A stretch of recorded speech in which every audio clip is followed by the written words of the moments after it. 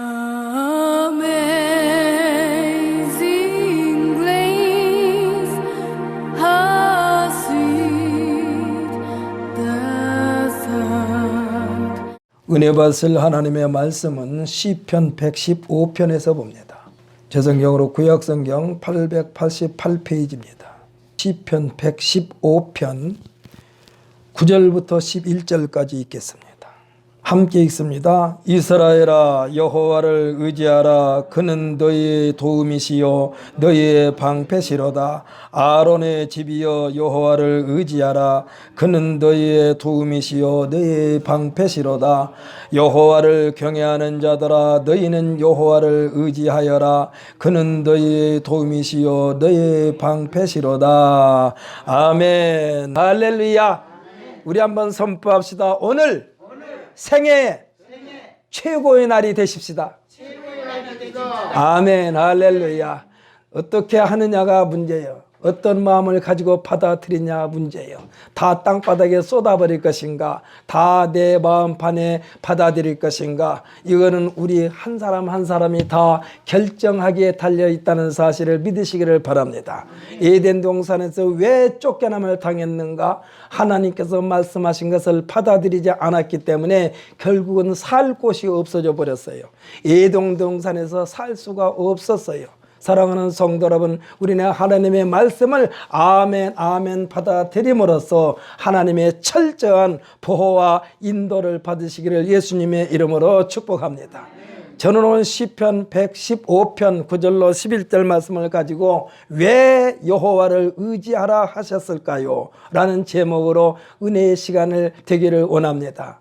사랑하는 성도 여러분, 우리는 하나님 앞에 나오면은 하나님께서 무슨 마음을 가지고 우리를 바라보고 계실까? 거기에 초점을 맞추시기를 바랍니다. 하나님께서 주시려고 하는데 이 지금 주머니를 쫙 벌리고 있어야 되는데 아직도 이렇게 주머니를 벌리고 있지 않고 이렇게 오므려 싸고 있으면은 하나님께서 주실래야 주실 수가 없어. 그러면 계속해서 하나님은 머뭇거려 가지고 그 사람이 주머니를 벌릴 때까지 기다리느냐? 아니에요. 계속해서 붙고 갑니다. 계속해서 붙고 가는데 벌리고 있는 사람들에게는 가득 채워질 것이고, 이게 닫혀놓고 있는 사람은 그냥 빈 주머니로 돌아간다는 사실을 깨달으시기를 예수님의 이름으로 축복합니다. 사람들이 흔히 하는 말 중에 사람은 누구나 줄을 잘 서야 한다라는 말을 참 곧잘합니다. 줄을 잘 서야 돼. 이 줄, 잘 서야 되는 줄에 모든 선택권이 사람에게 있다면은, 그러니까 누구나 다 이 줄을 잘 설 수 있다면은, 그리고 누구나 잘 설 수 있다면은 굳이 줄을 잘 서야 된다라는 말이 있을 필요가 없었을 것입니다. 아무나 줄을 잘 서는 것이 아니요, 그것이 우리에게 선택권이 주어지는 것도 아니요, 부모가 자식을 선택하는 것도 마음대로 선택하는 것이 아닙니다. 자식이 부모를 선택하는 것도 다 불가능합니다. 태어나서 보니까 내 어머니가 되었고, 낳고 보니까 내 자식이 된 거예요. 세상 사람들은 이것을 뭐라고 말하느냐? 운명이라는 말로 표현합니다만, 예수를 믿는 우리들은 이것을 하나님의 섭리라고 말합니다. 하나님의 계획에 의한 것이라는 고백을 우리는 할 수밖에 없습니다. 사랑하는 성도 여러분, 우리는 하나님께서 역사하셔서 오늘 이 자리에 나오신 줄 믿으시기를 예수님의 이름으로 축복합니다. 하나님의 계획에 의한 부모와 자식의 관계인데, 오늘 서두에서 제가 언급한 것처럼 줄을 잘 서기 위한 제2의 선택을 위하여 갖가지 방법이 동원되는데, 그 방법 중에 하나가 뭡니까? 교육이에요. 왜 교육을 받아야 합니까? 줄을 잘 서기 위하여. 부모님들이 자식들에게 한 말 중에 많이 사용하는 말이 있다면, 너 성공하는 인생이 되려면 열심히 공부해야 된다라는 말을 합니다. 출세하려면 인류 대학에 가야 된다, 이런 말도 합니다. 너 나처럼 어려운 인생 되지 않으려면 열심히 공부해라, 이런 말도 합니다. 이 모든 것이 지연, 학연의 줄을 잘 서기 위한 인위적인 방법입니다. 사회 지도층, 권력층에 있는 사람들이, 부모님들이 교육열에 의하여 지도층이 되고 권력층에 올라가게 된 부분은 인정 안 할 수가 없는 것만큼이나 사실입니다. 그렇지 않습니까? 인정할 수밖에 없어요. 부모님들이 교육에 자식들의 성공 여부가 달려 있다고 해도 과언이 아니에요. 그러나 하지만 학연과 지연, 출세의 줄이 우리들의 인생을 완전하게 보장 주지는 않는다는 사실을 믿으시기를 바랍니다. 줄을 잘 섰는데 우리의 줄의 최고 위에 있는 사람이 형편과 상황에 따라서 줄을 잘 섰다고 생각했는데 하루아침에 썩은 동아줄이 되어 한꺼번에 와르르 쏟아짐을 당하게 되는 것을 우리들은 수없이 많이 봐왔습니다. 생각해 보십시오. 우리나라의 재벌 메디 선두 그룹에 있다시피 한 대우그룹이 망할 줄을 누가 알았습니까? 우리나라에서 최고의 빌딩을 가지고 있었던, 지금이야 뭐 100층이 넘는 빌딩이 수두룩-뻑뻑합니다마는 우리나라에서 가장 빌딩 높은 빌딩, 그걸 63빌딩이라고 그럽니다. 63빌딩의 주인이 바뀔 줄을 누가 알았습니까? 승승장구할 줄만 알았습니다. 그래서 거기에 줄 서고 있는 사람들이 한꺼번에 와르르 무너져 버리는 거예요. 최고의 건설회사가 있습니다. 이 회사를 모 기업으로 해서 건설에 관련된 수많은 크고 작은 회사들이 대기업과 연결되어 승승장구하게 됩니다. 그리고 어깨에 힘을 줍니다. 나는 큰 회사에 다녀, 나는 큰 회사에 납품을 하고 있어, 나를 건들 자가 없어, 의기양양합니다. 이들은 모 기업에 납품하는 하청업체나 다름없습니다만, 그러나 매일같이 뉴스의 중심에 선 이 대기업이, 이 기업이 총수가 잘못되어서 회사가 위기에 처하게 되면 철석같이 믿고 의지했던 이 회사의 납품업체들은 또 역시 한꺼번에 끈 떨어진 연애 신세가 되고 만다는 사실을 믿으시기를 바랍니다. 그 세상에는 영원한 것이 없어. 세상에는 영원한 것이 없어. 세상에서 얻어진 모든 관계는요, 언제 어디서 어떻게 뒤집어질 줄 모른다는 사실을 알고 있어야만 합니다. 그래서 잘 나간 사람들도 때로는 늘 불안하고 조마조마할 수밖에 없어요. 사람들이 수명이요 영원하지 못한 것과 똑같습니다. 책임질 수 없다는 거예요.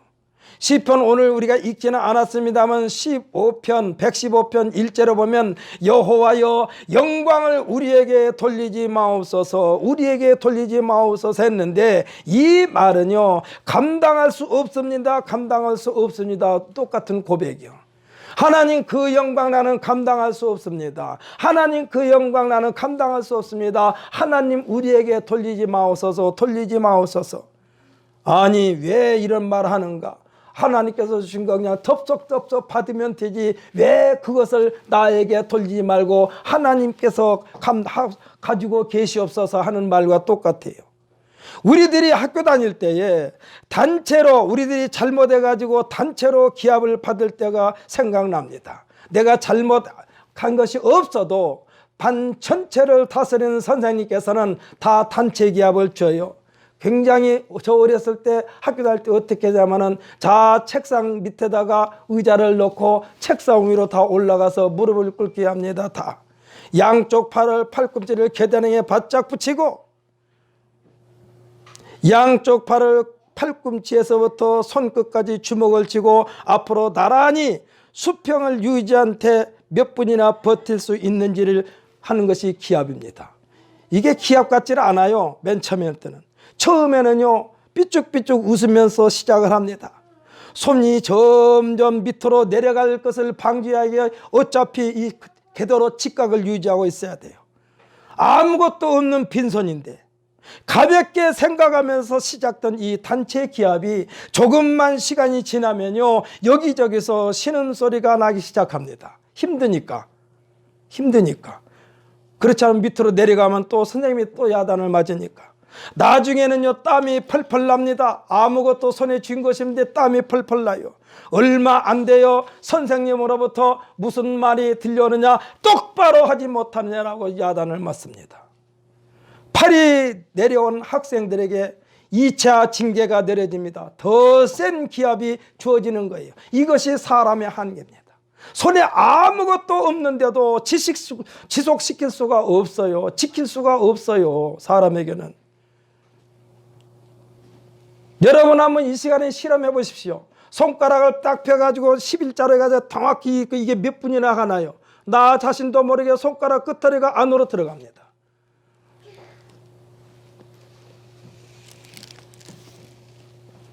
손에 아무것도 없는데도 지속시킬 수가 없어요.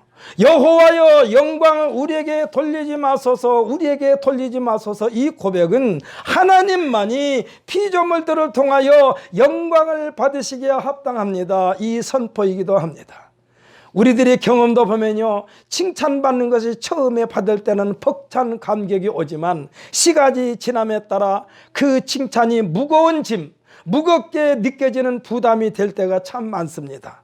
내가 차라리 그때 야단 맞는 게 훨씬 나을 뻔했어. 칭찬을 받고 보니까 행동거지가 어려워. 차라리 칭찬을 받지 않았으면 좋았을 텐데 하는 독백을 하게 됩니다. 며칠 전인가 나훈아라고 한 사람이 TV에 나와서 쇼를 했지 않아요. 김동건 아나운서, 이 시대의 가장 사회 잘보기로 유명한 아나운서가 나와서 이 나훈아 씨에게 말합니다. 아마 훈장 얘기를 한 것 같아요. 그러는데 나훈아가 뭐라고 말했습니까? 나는 지금 내가 짊어지고 가는 이 가수라는 직업도 무겁다. 그런데 훈장을 나한테 주면 얼마나 무겁겠는가.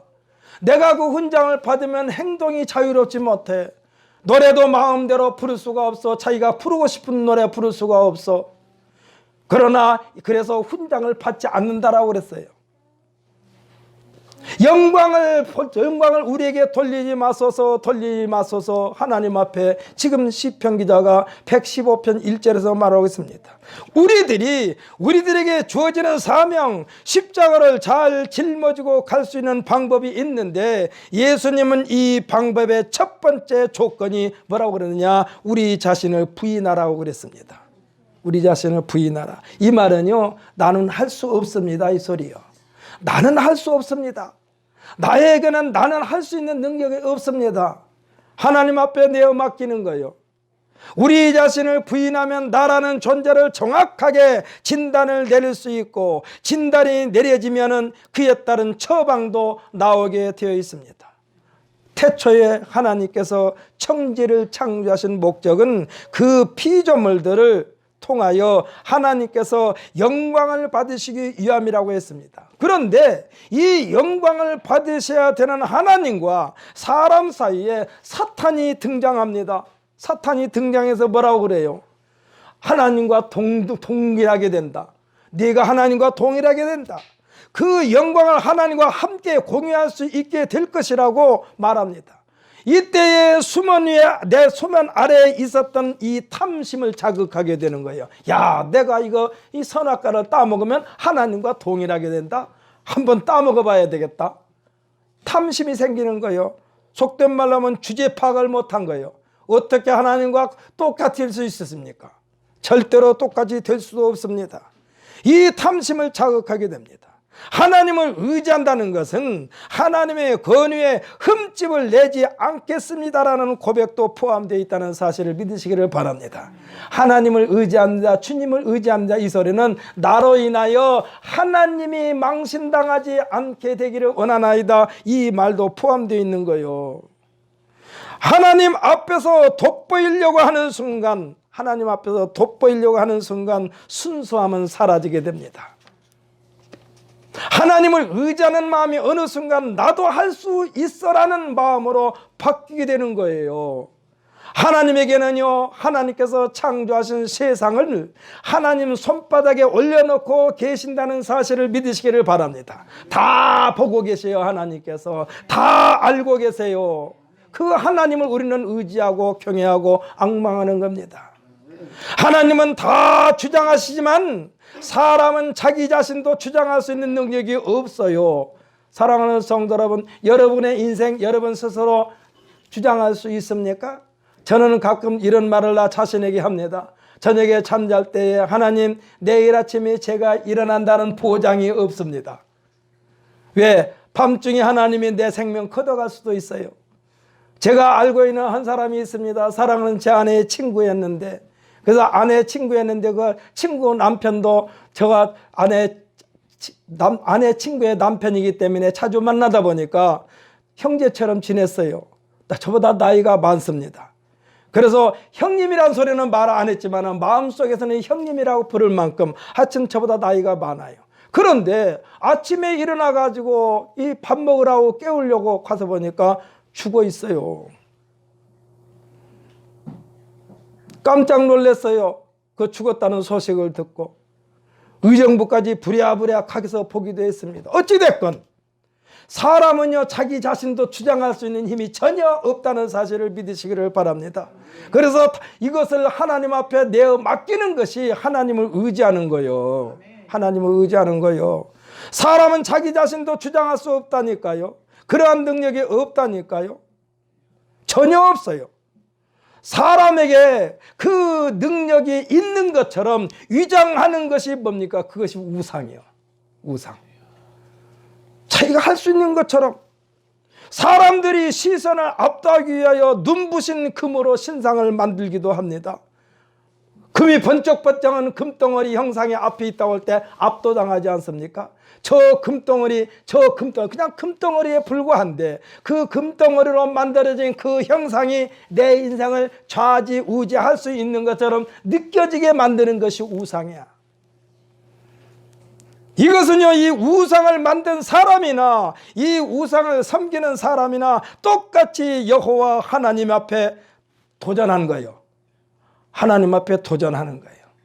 그래서 하나님께서 우상을 만들지 말라고 그런 거예요.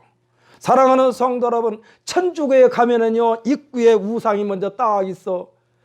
그냥 우상이 아니라 그냥 만들어진 형상이라면은 그냥 지나가면 되는데 그 우상이요. 그래서 천주교인들은 그 마리아상 앞에 가지고 이러는 거예요. 이러는 거예요.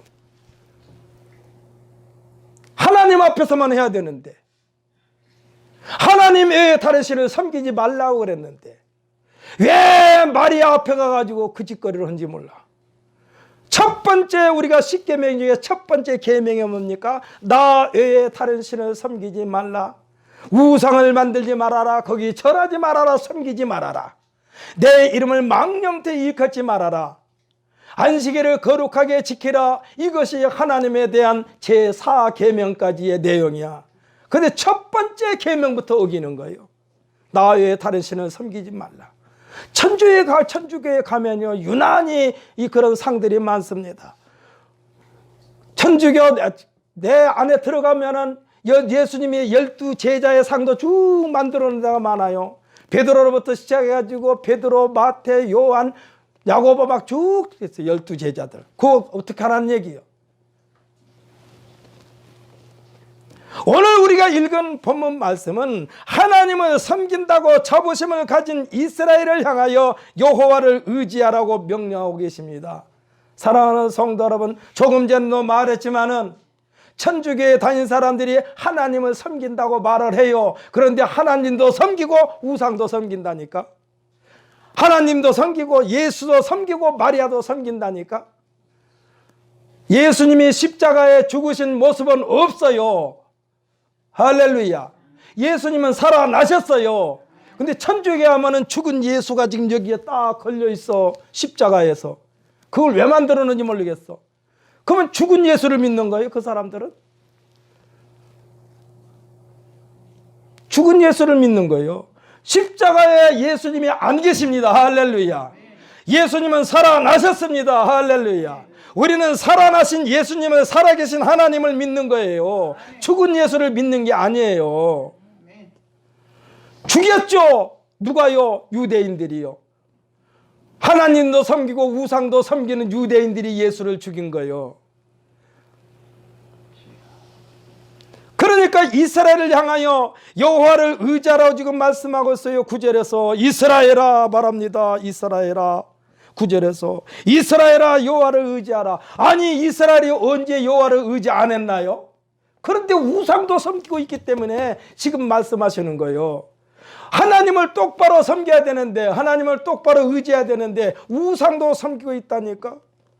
그러니까 여호와를 의지하라고 명령하고 있어요. 이를 역으로 생각하면 너희가 어찌하여 아무것도 할 수 없는 우상을 의지하고 있느냐, 이 말씀을 하고 있어요. 그 내용이 우리가 읽지 않았습니다마는 5절부터 115장 115편 5절부터 쭉 기록되어 있습니다. 뭐라고 그랬나요? 입이 있어도 말하지 못한 우상, 눈이 있어도 볼 수 없는 우상, 귀가 있는데도 전혀 들을 수 없는 우상, 코가 있어도 냄새를 맡지 못하는 우상, 손이 있어도 만지지 못하며 발이 있어도 걷지 못하며 목구멍이 있어도 작은 소리조차 내지 못하는 쇳덩어리 돌덩어리 금과 은으로 만들어진 우상을 지금 말씀하고 있어요. 이런 우상들, 이것을 만드는 자들이나 의지하는 자들이 신 중에 신이시고 만왕의 왕이신 여호와 하나님을 무슨 자신들이 섬기는 우상처럼 보여달라고 하느냐 얘기요. 하나님은 우리의 눈에 보이지 않습니다. 할렐루야. 하나님 나라 갔을 때만 볼 수 있는 거예요. 우리는 지금 눈이 육체의 눈입니다. 영적인 눈이 아닙니다. 우리가 부활하셔서 우리로 하여금 부활의 생명에 동참시켜 주신 예수님으로 말미암아 하나님 앞에 섰을 때에 이 목사야, 이분이 내가 그렇게 너에게 말한 하나님이 하고 그때 소개시켜 주실 때 볼 수 있는 분이 나의 하나님, 우리의 하나님인 줄 믿으시기를 바랍니다. 그런데 지금 이 사람들에게, 하나님을 믿는다고 하는 사람들에게 우상도 섬기는, 우상도 겸하여 섬기는 자들이 하나님을 보여달라고 한다니까. 너희들이 의지하는 우상들이 할 수 있는 것은 아무것도 없다는 것을 말씀해 주고 있어요. 아마 이 당시에도 하나님을 믿는다고 자부하면서 선민의식에 사로잡혀 자신들만 특권을 누릴 수 있다는 타성에 젖어가지고 거기에서 벗어나지 못하는 이스라엘 사람들, 그들이 심중에 하나님 외에 액세서리처럼 마음에 지니고 있는 우상을 버리고 하나님께 온전히 돌아오라고 지금 명령하고 있는 거예요. 이스라엘아, 여호와를 의지하라. 아마 이스라엘 사람들이 그랬을 거예요. 아니 하나님, 우리가 여호와를 의지하고 있잖아요. 그런데 하나님께서 볼 때는 야훼나 하느님이 양다리 걸치고 있어, 이 사람이야, 이 말씀이요. 왜 양쪽 다리를 걸치고 있어, 이 말씀을 하시는 거예요. 사랑하는 성도 여러분, 우리 양정희 집사님 이해하고 들으셔요. 내가 어떻게 양정희 집사님한테 이렇게 말했어요. 그 며느리가 이제 하나님을 믿어야 돼요. 그런데 천주교에 흠뻑 젖어 있는 분위기에서 사는 것 같아. 그런데요, 다 넣고 다른 건 다 양보하는데 하나님 믿는 것만큼은 똑바로 믿게 하기 위하여 교회로 끌고 나오시기를 부탁드립니다. 다른 거 다 양보해요. 너 하고 싶은 대로 다 해. 너 하고 싶은 대로 다 해. 그런데 신앙생활만큼은 나를 따라오라. 여기 있는 이종걸 목사가 태중에 있는 생명까지도 놓고 지금 기도하고 있는데 엉뚱한 곳으로 가면 어떡한다는 얘기예요. 네가 친정에 있을 때는 천주교를 얼마만큼 열심히 다녔는지 모르지만 그러나 나를 따라서 교회로 가자. 신신당부합니다. 예수 믿으십시다. 예수 믿어야 돼요. 양다리 걸친 거예요, 천주교는요. 내가 지난번에 말씀드렸나? 제가요, 빵 봉사를 하면서 그분이 생각나가지고 옛날에 나를 동생처럼 사랑하신 분이 있었어요. 그분이 생각나가지고 전화를 걸었어요. 근데 전화를 안 받고 어떤 여자가 받더라고. 그래서 내가 뭐 이름까지 말씀드려야 있지만 이름은 말씀드리지 않겠습니다. 왜냐하면 지금 이것은 유튜브로 나가기 때문에. 그래서 내가 그분한테 그랬어요. 이종걸 목사라고 한 사람한테 전화 왔다고 좀 전해주세요. 이제 오빠라고 그래도 자기 오빠래요. 근데 어떻게 해서 그 동생 전화 보고 나한테 있었는지 모르겠어. 그래가지고 한참 있는데 전화가 왔어요. 아니 목사님, 어떻게 해서 내 동생 전화번호를 어떻게 알았어요 해가지고 전화가 왔더라고. 그래서 오다가 다시 가가지고 빵 봉사하면서 빵을 좀 주고 왔어요. 그런데 그분이 교회를 떠났었어요, 한동안.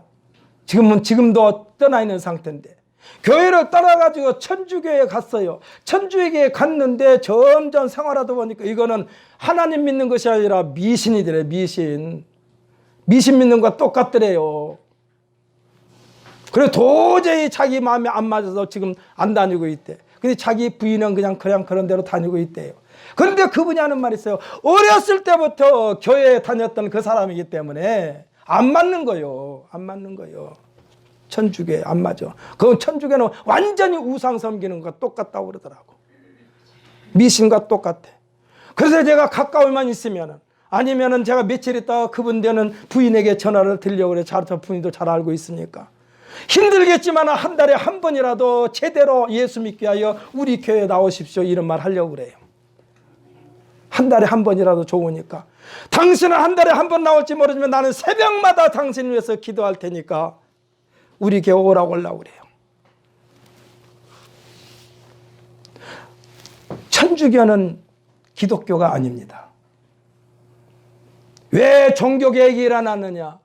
기독교도 아니고 미신도 아니고 뒤죽박죽이요, 뒤죽박죽. 생각해 보십시오. 다른 사람이 다른 종교를 가지고 있는 것 그거는 인정할 수 있어요. 그런데 그들이 신봉하고 있는 이 석가모니 탄생한 날 꽃다발을 보내는 축하 메시지를 보내는 그런 종교가 천주교요.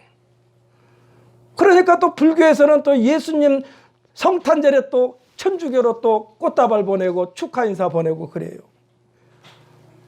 이것이 제가 자주 쓰는 말 비빔밥 신앙입니다.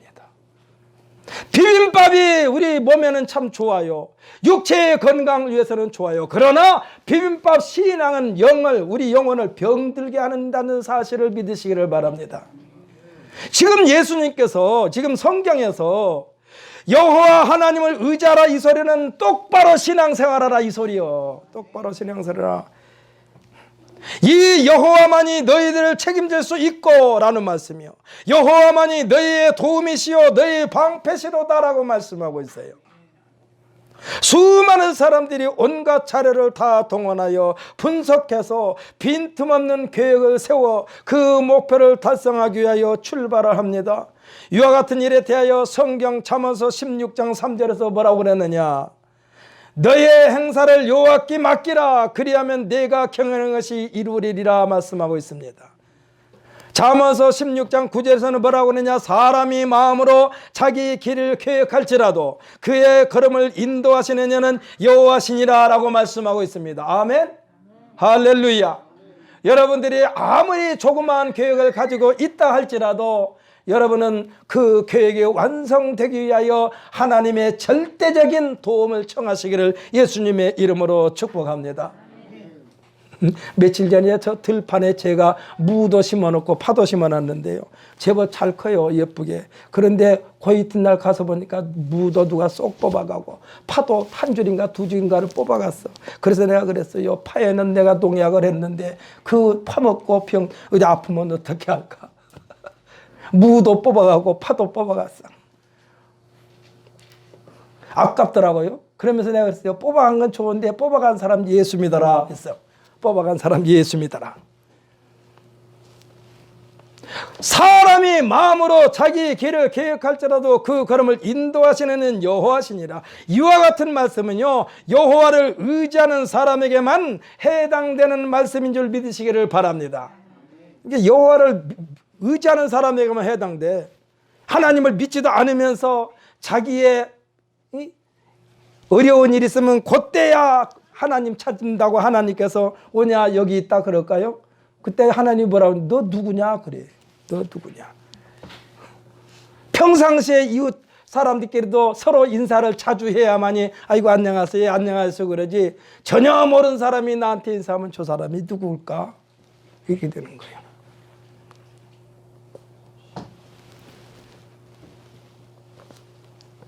그리고 여호와를 의지하는 자만이 떳떳하게 이 말씀을 의지할 수가 있어요. 할렐루야. 오늘 말씀의 10절에서 뭐라고 말합니까? 아론의 집이여 여호와를 의지하라라고 말씀하고 있습니다. 이 말씀은요, 영적인 지도자 이스라엘 백성들과 여호와 하나님 사이에서 중보자 역할을 하는 성전과 회당을 관리하는 사람, 제사장 등 하나님께 제사를 담당하는 자들에게 하시는 말씀이요, 아론의 집이여 여호와를 의지하라 이 말은. 어떻게 보면 이스라엘 백성들 일반 사람들보다 더욱 하나님 앞에 신실해야만 되는 아론의 집들에게 지금 말씀하고 계십니다. 아론의 집이여 여호와를 의지하라 하십니다. 이들이 하는 일, 이들의 사명은 온 백성들을 하나님 앞에 바로 세우는 일을 하는 자들이 아론의 집들이요, 이들이 그 사명이요. 그런데 이들부터 지금 하나님을 온전히 섬기지 못하고 있으니까 이들에게도 말하는 거예요. 아론의 집이여 여호와를 의지하라. 영적인 지도자들이여 똑바로 가르쳐라 이 말이요. 쉽게 말하면 이종걸 목사야, 너에게 지금 맡겨진 성도들 제대로 가르쳐라 이 소리요.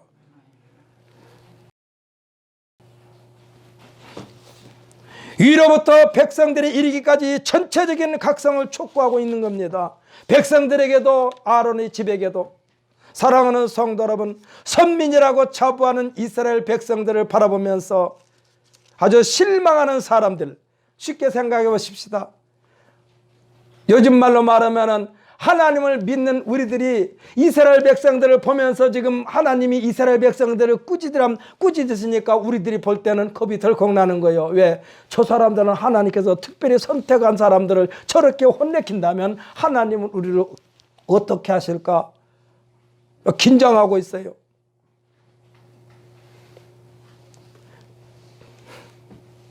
영적인 지도자들이 타락석을 지켜보면서 실족할 뻔한 사람들에게, 우리들에게 같은 말씀을 주고 계십니다. 이는 누구를 막론하고 하나님과 성도들의 관계는 이스라엘 백성들이 됐건 하나님의 특별한 사명을 받아들인 자들이건 상관없이 여호와를 경외하는 자들에게 일괄적으로 촉구하시는 말씀이 11절 말씀입니다.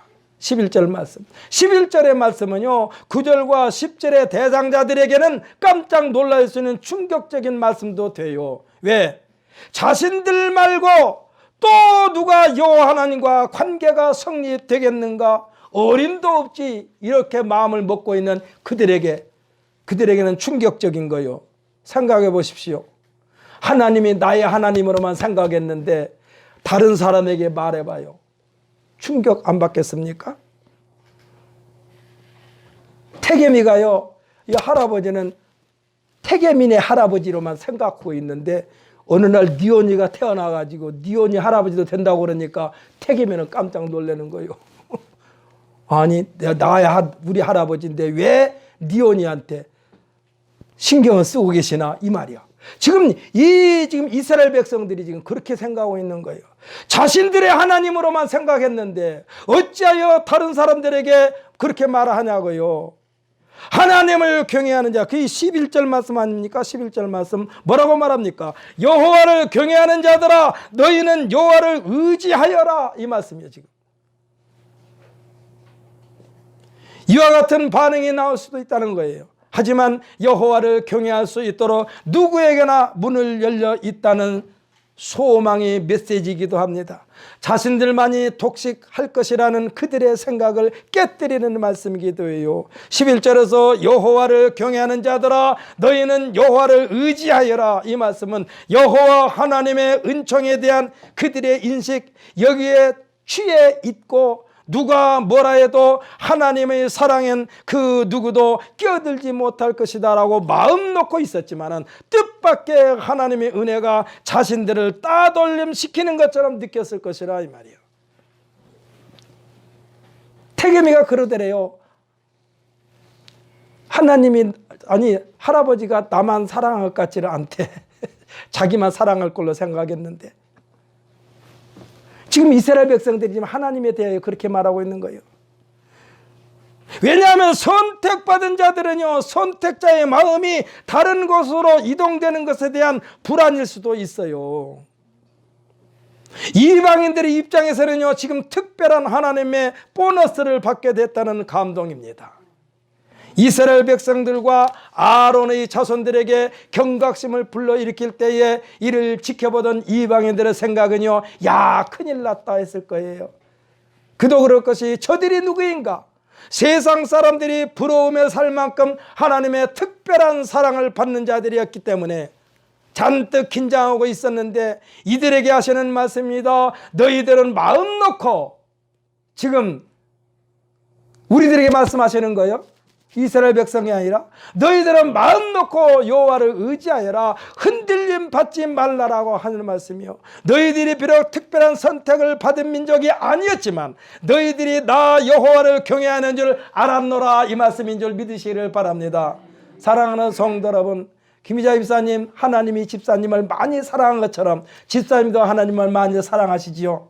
아멘. 하나님은 사랑한 줄 알지만 하나님이 김희자 집사님을 알고 계시다는 얘기요. 그러면서 김희자 집사야, 너 마음 편하지 말아라. 너 다른 사람 못지않게 내가 너를 사랑하고 있다, 이 말씀이요. 사랑하는 성도 여러분, 우리들은요 유대인은 아닙니다. 우리들은 유대인이 아니에요. 그러나 성령님의 역사하신 가운데에 우리들도 유대인과 똑같은 하나님의 긍휼을 입은 자인 줄 믿으시기를 바랍니다.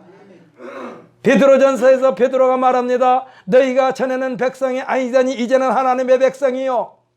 유대인들은 전에도 하나님의 백성이었어요. 그러나 베드로가 지금 말하고 있는 것은 너희가 전에는 하나님의 백성이 아니더니 이제는 하나님의 백성이요. 무엇 때문에? 예수를 믿음으로. 할렐루야. 너희가 전에는 긍휼을 얻지 못하였더니 이제는 긍휼을 얻은 자다. 누구 때문에? 예수 그리스도로 말미암아. 할렐루야. 우리가 예수로 말미암아 하나님의 자녀가 되었습니다. 예수로 말미암아 하나님으로부터 긍휼히 여김을 받을 수 있는 자가 되었다, 이 말씀이요. 그러므로 쉽게 보면 장자였지만 에서가 장자의 권한을 가볍게 여겨 동생 야곱에게 장자의 권한을 팥죽 한 그릇에 팔아버림으로써 그의 인생뿐만 아니라 에서의 자손들의 신분은 하나님 중심에 들어가지 못하고 변방에 머무르면서 야곱의 후손들이 눈치만 살피는 꼴로 전락하고 말았어요. 생각해 보십시오. 에서가 누굽니까? 이삭의 큰아들이요. 야곱이 누굽니까? 이삭의 작은아들이요. 그런데 큰아들이 가지고 있어야 할 모든 것을 야곱에게 다 뺏겨버렸어. 왜? 장자의 권한을 팥죽 한 그릇에 팔아버렸다니까, 동생한테. 여기서 말한 팥죽 한 그릇은 뭘로 인해서요? 육신의 정욕 때문에. 배고픈 것 그것 좀 못 참아가지고 장자의 권한을 동생에게 그것도 팥죽 한 그릇에 팔아버렸단 말이에요. 예수님의 고향 나사렛 사람들이 메시아이신 예수님을 받아들이지 않고 배척함으로써 예수님은 가버나움을 활동의 무대로 삼으셨다는 사실을 우리들은 주목해야 합니다.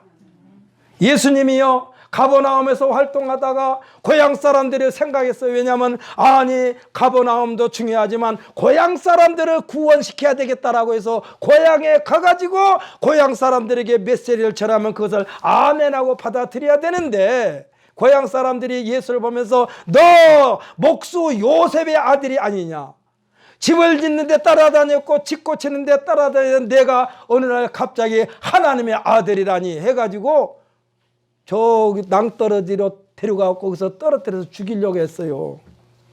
그러니까 예수님은 고향 사람들한테 메시지가 안 맥혀 들어가니까 가버나움 와서 가버나움의 제2의 고향으로 삼으신 줄 믿으시기를 바랍니다. 이스라엘 백성들이 예수님을 100% 받아들이지 않으니까 예수님이 땅끝까지 이르러 주님이 증인이 되어 제자들을 통하여 세계 방방곡곡의 모든 민족들을, 예수님을 받아들인 자들을 제2의 이스라엘 민족으로 삼으신 줄 믿으시기를 바랍니다. 그래서 우리들도 이스라엘 민족이 된 거예요. 할렐루야. 하나님은 오늘 우리가 읽었던 본문에서 이스라엘 백성들에게나 아론의 자손들에게나 지금 여호와를 경외하는 자들에게 똑같이 최후 통첩을 보내십니다. 여호와를 의지하라. 그는 너희의 도움이시오 너희의 방패시로다. 지금 그는 너희의 도움이시오 방패시로다가 오늘 우리가 읽은 말씀 19절부터 11절까지 3번 나오잖아요. 똑같은 말이. 그는 너희 도움이시오 너희 방패시로다. 사랑하는 성도 여러분, 하나님의 도우심을 받기 위해서라도, 하나님의 지키심을 받기 위해서라도 철저하게 여호와 하나님을 의지하시기를 예수님의 이름으로 축복합니다. 여호와를 의지하는 자만이 하나님의 도움을 받을 수 있고 하나님의 지키심을 받을 수 있다, 이 말씀이요. 하나님께서 볼 때에 예수를 믿지 않고 예수도 믿고 우상도 믿고 하는 사람들을 하나님께서 돌봐주지 않아요. 돌봐주지 않아요. 하나님께서는요, 저는 가끔 이런 말을 합니다. 주의 종을 통하여 여러분에게 말씀이 선포되어질 때에 가슴이 뜨끔뜨끔한 말씀이 들리면 그때 아멘으로 받아들이시기를 예수님의 이름으로 축복합니다. 그것을 아멘으로 받아들여서 실천하면 복이 되고, 그것을 받아들이지 않고 하게 되면 그것은 복이 아니라 저주가 되는 거예요. 저주가 되는 거예요.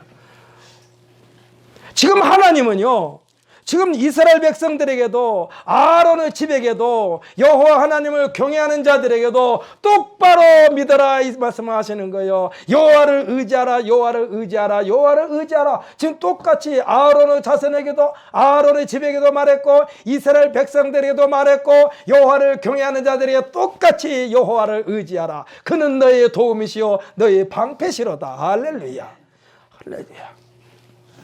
사랑하는 성도 여러분, 하나님의 말씀을 읽을 때마다, 하나님의 말씀을 묵상할 때마다 모든 말씀이 나에게 쏟아지는 하나님의 메시지로 받아들이시기를 예수님의 이름으로 축복합니다. 성경은요, 하나님께서 모든 인류가 다 예수 믿고 구원받기를 원하시는 내용이 성경 말씀이요. 그래서 요한복음 3장 16절에 뭐라고 했습니까? 하나님이 세상을 이처럼 사랑하사 독생자를 주셨으니 누구든지 저를 믿으면은 멸망하지 않고 구원을 받게 되리라고 말씀하고 있습니다. 곧바로 17절에서는 뭐라고 하냐? 하나님이 그 아들을 세상에 보내신 것은 세상을 심판하기 위하여 보낸 것이 아니라 저를 통하여 세상을 구원하기 위해서 보냈다라고 말씀하고 있어요. 그 예수님은요, 우리를 야단치는 데 목적이 있는 게 아니야.